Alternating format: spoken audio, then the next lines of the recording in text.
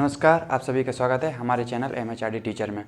इस वीडियो में हम बात करेंगे AMP टेट वर्ग 3 का जो पेपर हो गए हैं, मतलब यह चल रहे हैं, एक आध दो पेपर बचे होंगे जो इंग्लिश वालों के उनके पेपर बचे हैं, बाकी जो हिंदी जिन लोगों ने भाषा संस्कृत चयन की थी उन लोगों के पेपर हो गए हैं।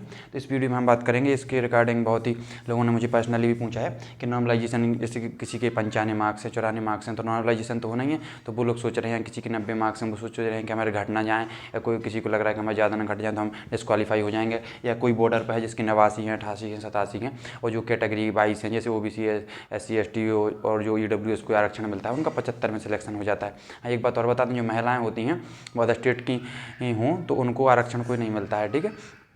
या अदर स्टेट के सारे कैंडिडेट एक बात करें तो 90 पर ही उनका सिलेक्शन होता है, और जो MP के निवासी उनको ही आरक्षण मिलता है और किसी को आरक्षण नहीं मिलता है, ठीक है।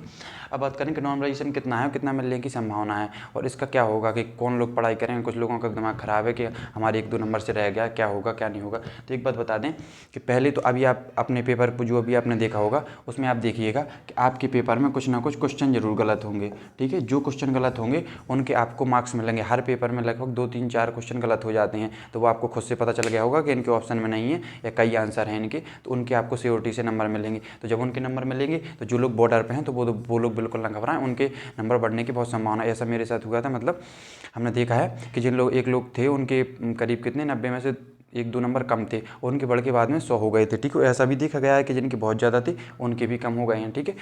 इसको बारे में कोई नहीं बता सकता है कितने बढ़ेंगे कितने घटेंगे, लेकिन ये आपको अंदाज़ा हो गया होगा कि जिस शिफ्ट में आपने पेपर दिया है तो उस शिफ्ट में बच्चों के नंबर कैसे आए हैं। अगर बच्चों के नंबर बहुत कम आ रहे हैं तो आप समझ लीजिएगा कि पेपर हार्ड था, आपके नॉर्मलाइजेशन में नंबर बढ़ेंगे। अगर आपके बच्चे, आपकी शिफ्ट में जो आपने इस कमरे में ना पेपर दिया है वहाँ पर बच्चों के नंबर अच्छे आ रहे हैं तो आप समझ लीजिएगा कि आपके नंबर घटने की संभावना रहती है। ये मतलब एक मोटा मोटा अंदाजा है, लेकिन फिर भी कोई ऑथेंटिक नहीं बता सकता है कि क्या है, एक मोटा मोटा अंदाजा रहता है, ठीक है। तो नॉर्मलाइजेशन में जिन लोग पास हैं, जिनके 2-4 नंबर कम हैं, 2-4 नंबर कम हैं, तो वो लोग बिल्कुल ना घबराएं, वो अपनी मेंस की तैयारी कर दें, चालू कर दें और लगातार पढ़ते रहें।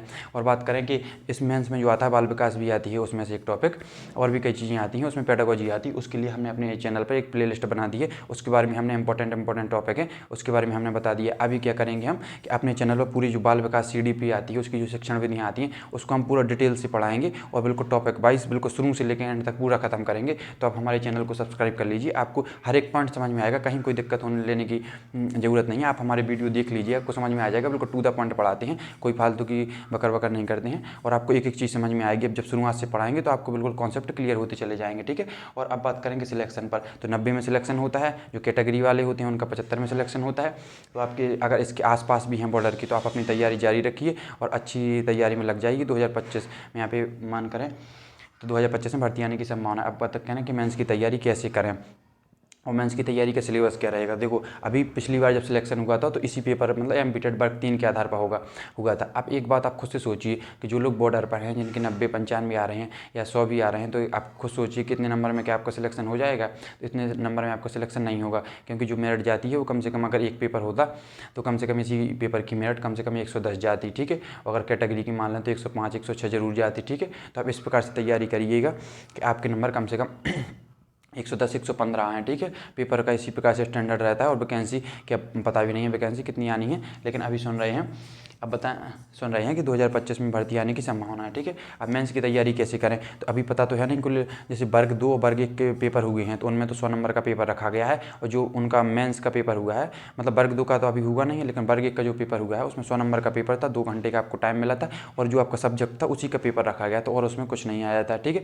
लेकिन अब वहीं बात करें कि वर्ग 3 का पेपर, तो इसमें तो सारे सब्जेक्ट इंपॉर्टेंट रहते हैं, तो इसलिए आपके सारे सब्जेक्ट ही आएंगे, ठीक है। आपको सब सब्जेक्ट पढ़ना है, हिंदी हो आपकी, जो आपने भाषा ली हो, संस्कृत या इंग्लिश ली वो पढ़ना है, बाल विकास तो बिल्कुल नहीं छोड़ना है, और आपकी पर्यावरण हो गई, मैथ हो गई, आपको पाँचों में से पढ़ने हैं, और उसी हिसाब से पढ़ने हैं कि जैसे आपका मेंस पेपर हो। आपको ये नहीं सोचना है कौन कितने नंबर का आएगा। 30 नंबर के जो आते हैं आपके सब्जेक्ट पाँचों, तो उसी हिसाब से आपको तैयारी करनी है कि 30 की हम मैथ पढ़ेंगे। और मैथ ऐसी नहीं पढ़ना है कि आप सोचें कि वर्ग 3 की पढ़ना है तो हम आसान पढ़ लें। मैथ ऐसी पढ़नी है कि आप थोड़ी हाई लेवल की भी आती है तो हमसे बन जाए। वर्ग 3 में क्योंकि पेपर में बिल्कुल आसान सवाल आ जाते हैं, तो ये आप हो सकता है कि मेंस में आप निश्चित आप मान के चलिए कि मैथ का स्टैंडर्ड थोड़ी बढ़ा दिया जाएगा।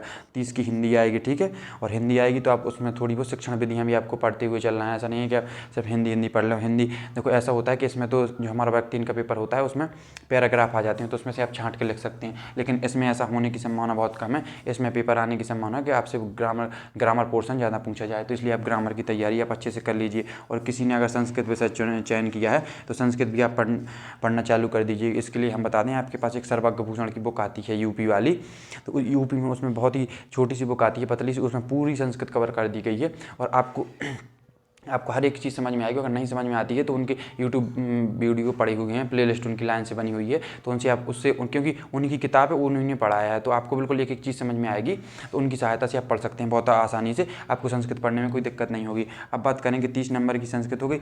अब बात करेंगे पर्यावरण आती है, तो पर्यावरण के लिए आपको पूरा GK GS पढ़ना पड़ेगा, ठीक है। आप कहीं से भी कोई लापरवाही नहीं बरत सकते हैं। आप कहते हैं कि ये पर्यावरण कठिन आती है, कठिन क्यों आती है? क्योंकि आप उस स्तर की पर्यावरण नहीं या GK GS नहीं पढ़ते हैं। आपको GK GS समझ के पढ़ना है कि हमको GK पढ़ना है किसी भी पेपर के लिए हो, तब आपको पर्यावरण उतनी हार्ड नहीं लगेगी थोड़ी बहुत। जैसे अगर कठिन क्वेश्चन आते हैं तो वो सबके लिए कठिन होते हैं, ऐसा नहीं है कि अगर जैसे 15 नंबर की, अभी देखो यहाँ की 15 नंबर की आ रही थी पर्यावरण, ठीक है, उसमें से अगर मान के चलो अगर 5 क्वेश्चन कठिन चले गए और अब आपसे नहीं बनी, माइनस मार्किंग तो है नहीं, उसमें से आपके 2 क्वेश्चन सही हो गए और 10 तो ये तो सरल थे ना, तो ये आप करके आओ ना, तो 3 ही क्वेश्चन तो कठिन हुए। कितने क्वेश्चन है? 3 4 इतने ही तो कठिन हुए, 5 हो गए या फिर कठिन 5 क्वेश्चन आपसे नहीं बनेंगे, तो पूरे 145 का तो पेपर है, तो 5-6 क्वेश्चन के लिए आप सोच के ज़्यादा ना घबराएं कि 5-6 क्वेश्चन नहीं बने तो क्या होगा, उसमें से आपके तुक्का लग जाते हैं, कुछ हो जाता है। इसलिए आप जो नहीं आ रहा है, जो कठिन आ रहा है उसको ना सोचकर जो आ रहा है उसकी तैयारी करें कि इसको हम कैसे अपने साइड कर लें, ठीक है। तो अगर अच्छी तरह से आप तैयारी करते हैं, GK GS की पर्यावरण पूरी पढ़ लेते हैं, तो आपकी मैक्सिमम सवाल सही होने की संभावना रहती है। अब बात करें कि मैथ हो गया, हिंदी हो गया, संस्कृत, पर्यावरण, और क्या एक बचा है?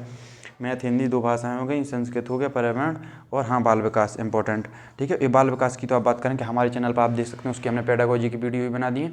और बाल विकास अब क्या करेंगे, जो यूपी में बाल विकास आती है जैसी, तो उसकी आने की संभावना है कि मतलब थियोरटिकल आपसे पोर्शन पूछा जाए। अभी तो क्या होता है, आपसे पेडागोजी पूछ ली जाती है और थोड़ी बहुत जीन पियाजे बाइगोस्की कोहलबर्ग से कम पूछे जाते हैं। लेकिन अब क्या करेंगे, हम पूरा विस्तार से पढ़ेंगे अपने चैनल पर, तो आपको पूरा कंप्लीट करके जाना है। आप पहले, अभी आपको टाइम है, अभी वैकेंसी नहीं आई है, तो अभी अब अपना कवर कर लीजिएगा।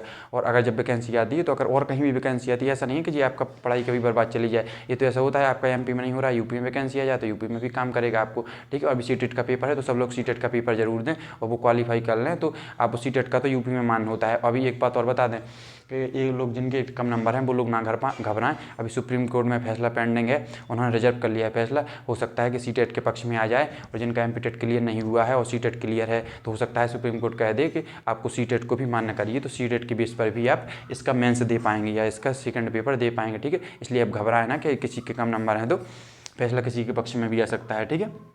तो इस प्रकार आप तैयारी करेंगे तो आपके सिलेक्शन होने की संभावना बहुत ज़्यादा रहेगी। और आप जैसे अपने बाल विकास पढ़ ली, तो अभी देखो DSSB की तैयारी, वैकेंसी आने वाली है, और केंद्रीय विद्यालय की भी भर्ती के बारे में सूचना मिल रही है कि उसकी भर्ती भी आएगी, तो उसके लिए आपको बाल विकास अच्छी तरीके से पढ़ना पड़ेगी, और जिसके लिए हम अपने चैनल MHRD टीचर पर पढ़ाएंगे और बहुत ही शानदार तरीके से पढ़ाएंगे। आपको एक एक पॉइंट में कोई कन्फ्यूजन नहीं रहेगी, ठीक है। आप बस हमारे चैनल को सब्सक्राइब कर लीजिए, ठीक है। आपको समझ में आ गया होगा कौन चीज़ कहाँ से पढ़नी है। और मैथ की बात करें तो मैथ्स के लिए कोई आप सिंपल सी बुक ले लीजिएगा, या किसी जिससे भी आपको यूट्यूब में समझ में आता हो। आप धीरे धीरे टॉपिक वाइज उसको कवर करिएगा। ऐसा नहीं है कि आप किसी का कोर्स ले रहे हैं, समझ में नहीं आ रहा है, इस प्रकार से पढ़िएगा जिसका समझ में आता हो उसकी आप टॉपिक वाइज करिए। जैसे आपसे संख्या पद्धति नहीं बन रहा है तो संख्या पद्धति पढ़ें, आपसे साधारण ब्याज वाले किस्त वाले सवाल नहीं बन रहे हैं तो किस्त वाले सवाल पढ़ें। जितने भी आते हैं, मतलब मैथ ऐसा टॉपिक है जिसमें आप टाइम तो खूब मिलेगा वहाँ पेपर में, लेकिन आपसे सॉल्व करनी आनी चाहिए, ठीक है। इसमें आप क्वेश्चन गलत ना करें, क्योंकि इसी में लोग आगे बढ़ जाते हैं, इसी में लोग अच्छे नंबर ला जाते हैं। जैसे पर्यावरण में नहीं आ रहा तो वो किसी से नहीं बनेगा, लेकिन मैथ वाले क्वेश्चन ऐसे होते हैं जो अधिकांश लोग कर ले जाते हैं, और जो लोग नहीं कर पाते हैं वो पिछड़ जाते हैं, ठीक है। और संस्कृत की बात करें तो हमने बता ही दिया। हिंदी के लिए आप एक बात करें, आदित्य पब्लिकेशन की बुक आती है, ठीक है, एक सफ़ेद कलर की बुक आती है, तो आप आदित्य पब्लिकेशन की बुक जरूर खरीदें। उसमें क्या होता है कि प्रीवियस ईयर पूरे जिन पेपरों में आए हैं बहुत सारे क्वेश्चन रहते हैं, तो जो प्रीवियस ईयर आते हैं वही सब रिपीट होते हैं, तो उससे आपकी हिंदी अच्छी हो जाएगी, ना सिर्फ वर्ग 3 के लिए। देखो एक बात और बता दें, एक पेपर के भरोसे कभी ना बैठें, आपको मल्टीपल चॉइस अपने पास रखनी पड़ेगी, क्योंकि भर्ती का कोई भरोसा नहीं है। पिछली वर्ग 3 की भर्ती 11 साल बाद आई थी, अब खुद से सोचिए, तो अगली भर्ती कब आएगी? वैसे 2025 में सुन रहे हैं आएगी, लेकिन कोई भरोसा नहीं है कि कब आ सकती है, नहीं भी आ सकती है। आप इसलिए यूपी के लिए, बिहार के लिए, राजस्थान के लिए अगर आप सुटेबल हों तो आप तैयारी जरूर करिएगा। और अगर DSSB की तैयारी आ रही तो उसकी तैयारी करिएगा, KBS की वैकेंसी आ रही उसकी भी तैयारी करिएगा। तो हम अपने इस चैनल पर, अगर आप कमेंट बॉक्स में कमेंट करेंगे कि हमको इस मतलब इस भर्ती के रिगार्डिंग हमको इन्फॉर्मेशन चाहिए, तो हम जरूर वीडियो बना देंगे। तो आपको घबराना नहीं है, आप हमारे साथ जुड़े रहिए, आपको इन्फॉर्मेटिव जानकारी मिलेगी, बिल्कुल टू द पॉइंट सटीक जानकारी मिलेगी। ठीक है, हमने आपको सभी पॉइंट क्लियर कर दिए हैं, तो आप इस प्रकार से आप तैयारी चालू कर सकते हैं और घबराएं नहीं, अपने पेशेंस बनाए रखें। और जिसके थोड़ी बहुत कम नंबर हैं तो उनके भी नॉर्मलाइजेशन में बढ़ने की संभावना रहती है, और अगर वैसे नॉर्मलाइजेशन में भी ना बढ़ें तो आपके कुछ क्वेश्चन गलत होते हैं हर पेपर में। अभी जब फाइनल आंसर की आएगी, लगभग करीब 1 महीने के बाद आपकी आंसर की आ जाएगी, तो उसमें आप मिला लीजिएगा, आपके 2-4 पॉइंट नंबर वैसे ही बढ़ जाएंगे। तो आप घबराएं ना, नॉर्मलाइजेशन में कम होने के चांस बहुत कम रहते हैं। अगर होता भी है किसी के कम नंबर, मतलब जैसे सुनने तो मिल जाता है कि किसी के हुए हैं, मैंने पर्सनली तो नहीं देखा है, 1-2 नंबर के, हाँ 1-2 नंबर किसी के कम होते हुए सुने कि 1 नंबर 2 नंबर 3 नंबर 4 नंबर कम हुए हैं। लेकिन ऐसे किसी कोई कह देता है कि हमारे 12 नंबर कम हो गए, 15 नंबर कम हो गए, तो बहुत ही कम सुनने में मिला है।